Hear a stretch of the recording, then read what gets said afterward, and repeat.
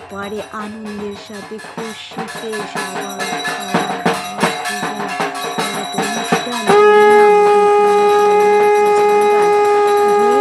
পুজোটা সমাপ্ত হয়েছিল। আর এটা ছিল খুব দারুণ পূজাটা।